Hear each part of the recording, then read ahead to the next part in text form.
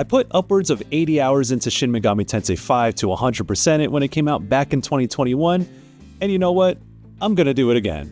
That's because its re-release, Shin Megami Tensei V Vengeance, is adding a whole lot more than just quality of life improvements and a few gameplay additions. It's one thing to hear Atlus boast about how much it has changed SMT V, which key developers detailed in an interview I did with them a while back, but now having played about 2 hours of a preview demo that focused on the new content, I've seen for myself how Vengeance is building towards something much larger than the original game. Now, Atlus has established a fairly consistent pattern of putting out definitive versions of previously released games with notable tweaks and extra content, sometimes changing the course of their main stories as well. While this year's Persona 3 Reload was more of a remake, games like Persona 5 Royal, Catherine Full Body, and SMT Strange Journey Redux are a few examples of that particular strategy. I get that this can rub people the wrong way, having to pay full price for an updated version of a game they may already own, but I find it exciting to see a game I enjoyed go in new directions to expand on a creative vision with some major changes. It seems Vengeance is affording SMT V that opportunity,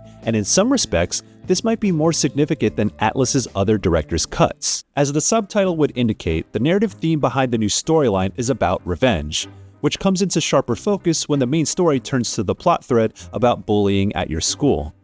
It flips an existing theme from SMT V, weaving it into the story to be much more prominent and introduces new characters, allies and villains alike, to be anchors for that theme. Vengeance sows the seeds early on in the game too.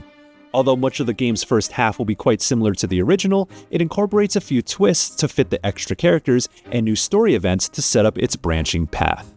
The big addition to the cast is Yoko Hiromine, a somewhat undercover transfer student who is fully aware of the apocalyptic timeline throughout the game and wields her own supernatural powers.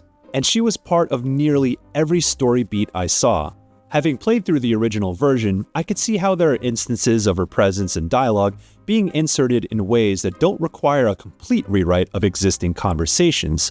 However, she does get dedicated moments and cutscenes that elevate her well above being another character who just tags along, and even becomes a controllable party member at critical points in the story. Early on, you'll see Yoko show her hand in important cutscenes to tease her true intentions, and further set up the more interesting dynamic between SMT V's human characters, which felt missing from the original story. Yoko is one of the catalysts for the new route that is teased and provoked throughout the storyline, along with the villainous Kadishtu trio, a group of demons who represent a more deranged side of the concept of revenge. In the first part of my preview demo, I got to fight one of the Kadishtu named Nama, who is one of several new bosses.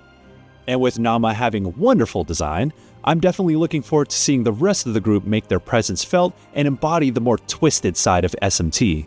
It's one example of how the main path integrates new content and tries spotlighting the path toward the Vengeance route. So the second part of my playable demo put me right at the start when everything goes in an entirely different direction, showcasing what happens when fully committing to the Vengeance path. To give previous players an idea of when the story path diverges, the protagonists and most demons in my party were at level 40.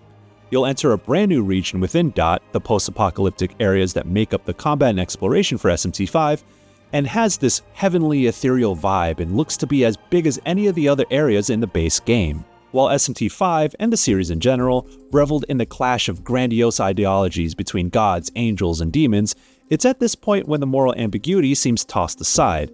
This new route has a more defiant attitude that appears to be dictated by the emotions of its human characters. I don't have the full narrative context around this point in Vengeance's story by virtue of this being a short demo, but letting its human characters play a bigger role in this route is a compelling direction, since it's the area SMT V showed potential in, but didn't fulfill by the time it wrapped up.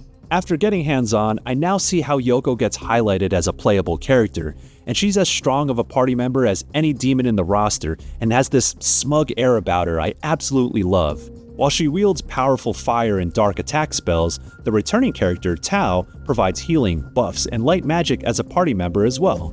They both function as guest characters, meaning they drop in and out of the party depending on the story, so they don't completely replace demons in your lineup. However, letting them shine in battle further shows their importance this time around, especially in Vengeance-specific content. Having been so ingrained in the original version, which was a Switch exclusive, I'd gotten used to its technical limitations. The preview demo was on PS5, so seeing SMT V at a higher resolution, running at a consistent 60 frames per second with greater draw distances and better detail, was a real treat. But beyond the technical upgrades are a bunch of quality of life improvements, 40 new demons in the compendium, and gameplay tweaks to complement the new content. Spending 2 hours of what's said to be, quote, 75 more hours of gameplay, Atlus's words, not mine, is only going to show me so much. However, getting a taste of the changes and additions in SMT V Vengeance made me hopeful that Atlus can once again make good on putting out a definitive version and make it worth a replay. The new content specific to Vengeance is emblematic of SMT's attitude, starring amazingly designed new characters and still being unapologetically devilish in its themes and presentation. When Vengeance launches on June 14th, it'll also be a way for those on PC, PS4, PS5, and Xbox Series X and S who never played the Switch-exclusive original to experience what I already considered a worthy entry in the underserved mainline SMT franchise.